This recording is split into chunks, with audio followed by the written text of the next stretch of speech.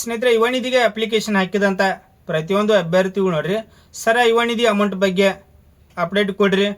ಕೆಲವೊಂದಿಷ್ಟು ಅಭ್ಯರ್ಥಿಗಳು ಕಮೆಂಟ್ಸ್ ಮಾಡಿದ್ರಿ, ಸರ್ ನನಗೆ ಈ ರೀತಿಯಾಗಿ ಪ್ರಾಬ್ಲಮ್ಸ್ ಬರತ್ತೈತ್ರಿ, ನಾವು ನೆಕ್ಸ್ಟ್ ಏನು ಮಾಡ್ಬೇಕ್ರಿ ಅಂತ ಕಂಟಿನ್ಯೂಸ್ ಆಗಿ ಕೇಳತ್ತಿದ್ರಿ. ಸೊ ಅದಕ್ಕಾಗಿ ನೋಡ್ರಿ ನಿಮಗೆ ಕಂಪ್ಲೀಟಾಗಿ ತಿಳಿಸ್ಬೇಕಂಥೇಳಿ ಈ ವಿಡಿಯೋ ಮಾಡತ್ತನು.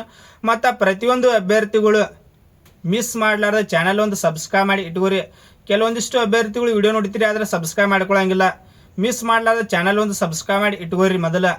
ಯಾಕಂದ್ರೆ ನೋಡ್ರಿ ಯುವ ನಿಧಿ ಬಗ್ಗೆ ಬರೋದಾದರೆ ಏನೇ ಅಪ್ಡೇಟ್ ಬರ್ತಂದ್ರೆ ಇಮ್ಮಿಡಿಯೇಟಾಗಿ ವಿಡಿಯೋ ಮಾಡಿ ತಿಳಿಸ್ತಾನು.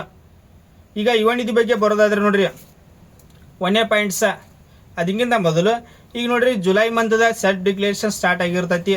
ಪ್ರತಿಯೊಂದು ಅಭ್ಯರ್ಥಿಗಳು ಮಿಸ್ ಮಾಡಲಾರ್ದ ಸೆಲ್ಫ್ ಡಿಕ್ಲೇರೇಷನ್ ಮಾಡಿಸ್ರಿ.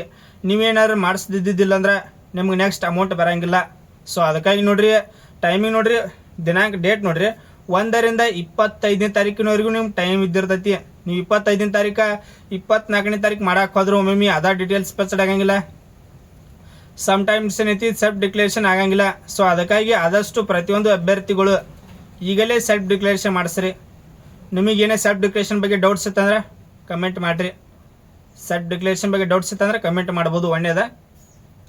ಎರಡನೇದ, ಸರ 2 ವರ್ಷ ಆದಮೇಲೆ ಅಮೌಂಟ್ ಬರ್ತೈತೇನ? ಇಲ್ಲಿ ನೋಡ್ರಿ, 2 ವರ್ಷ ಆದಮೇಲೆ ಅಮೌಂಟ್ ಬರೋಂಗಿಲ್ಲ.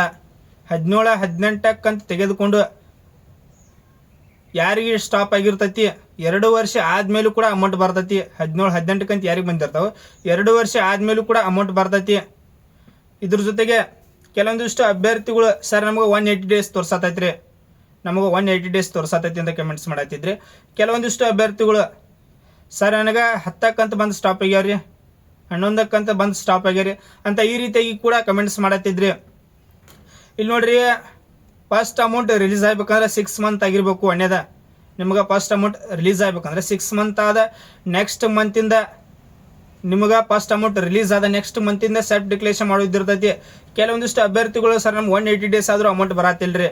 ಕೆಲವೊಂದಿಷ್ಟು ಅಭ್ಯರ್ಥಿಗಳು ನನಗೆ 10 ಬಂದು ಸ್ಟಾಪ್ ಆಗ್ಯಾವ್ರಿ, 11 ಬಂದು ಸ್ಟಾಪ್ ಆಗ್ಯಾವ್ರಿ ಅನ್ನುವಂಥ ಅಭ್ಯರ್ಥಿಗಳು ನಿಮ್ಮ ಡಿಸ್ಟಿಕ್ ನೋಡ್ರಿ DDP ಆಫೀಸ್ಗೆ ಒಮ್ಮೆ ಹೋಗಿ ವಿಸಿಟ್ ಮಾಡಿರಿ. ಅವ್ರು ಏನು ಹೇಳ್ತಾರೋ ಡಾಕ್ಯುಮೆಂಟ್ಸ್ಗಳನ್ನ ಕರೆಕ್ಟಾಗಿ ಸಬ್ಮಿಟ್ ಮಾಡಿರಿ.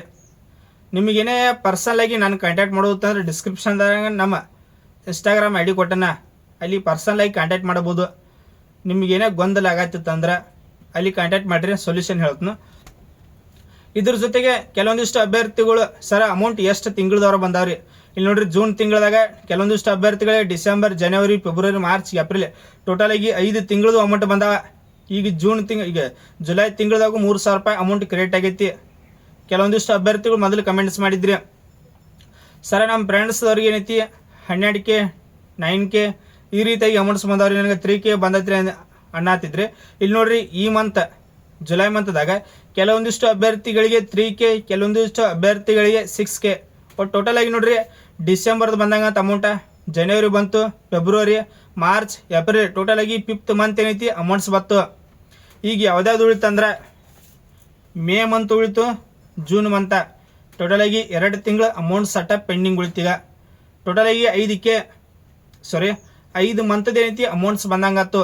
ಡಿಸೆಂಬರ್ ಬಂದೈತಿ, ಜನವರಿ, ಫೆಬ್ರವರಿ, ಮಾರ್ಚ್, ಏಪ್ರಿಲ್ ಟೋಟಲ್ ಆಗಿ 5 ತಿಂಗಳು ಅಮೌಂಟ್ ಬಂದೈತಿ. ಈ ಓನ್ಲಿ ಪೆಂಡಿಂಗ್ ಯಾವ ಉಳಿದು ಅಂದ್ರೆ ಮೇ ಮಂತ್ ಒಂದು ಉಳಿತು, ಜೂನ್ ಮಂತ ಇವೇನೈತಿ 2 ಮಂತ್ಸ್ ಪೆಂಡಿಂಗ್ ಉಳಿದು. ನಿಮಗೆ ಮತ್ತೆ ಇದನ್ನ ಬಿಟ್ಟು ಏನೇ ಡೌಟ್ಸ್ ಇತ್ತಂದ್ರೆ ಕಮೆಂಟ್ ಮಾಡ್ಬೋದು ಅಥವಾ ಪರ್ಸನಲಾಗಿ ಇನ್ಸ್ಟಾಗ್ರಾಮ್ದಲ್ಲಿ ಕೂಡ ಕಾಂಟ್ಯಾಕ್ಟ್ ಮಾಡ್ಬೋದು. ನಿಮ್ಗೆ ಏನೇ ಗೊಂದಲ ಅಥವಾ ಏನಾದರೂ ಸೊಲ್ಯೂಷನ್ ಬೇಕಾಗಿತ್ತಂದ್ರೆ ಇನ್ಸ್ಟಾಗ್ರಾಮ್ದಾಗ ಕೂಡ ಕಾಂಟ್ಯಾಕ್ಟ್ ಮಾಡಿರಿ. ಮತ್ತು ಪ್ರತಿಯೊಂದು ಅಭ್ಯರ್ಥಿಗಳು ಚಾನಲ್ ಒಂದು ಸಬ್ಸ್ಕ್ರೈಬ್ ಮಾಡಿ ಇಟ್ಕೋರಿ. ಯಾಕಂದ್ರೆ ನೋಡ್ರಿ ಯುವ ನಿಧಿ ಬಗ್ಗೆ ಬರೋದಾದರೆ ನೀವು ಆಲ್ಮೋಸ್ಟ್ ನನ್ನ ಚಾನಲ್ ಒಳಗೆ ನೋಡಿರ್ಬೇಕು. ಏನೇ ಅಪ್ಡೇಟ್ ಬಂತಂದ್ರೆ ಇಮ್ಮಿಡಿಯೇಟಾಗಿ ಇನ್ಫಾರ್ಮೇಷನ್ ತಿಳಿಸ್ಕೊಡ್ತಾ ಇರ್ತೀನಿ. ಅದಕ್ಕಾಗಿ ನೋಡ್ರಿ ಚಾನಲ್ ಒಂದು ಮಿಸ್ ಮಾಡ್ಲಾರ ಸಬ್ಸ್ಕ್ರೈಬ್ ಮಾಡಿ ಇಟ್ಕೋರಿ. Thanks for watching. ಜೈ ಹಿಂದ್.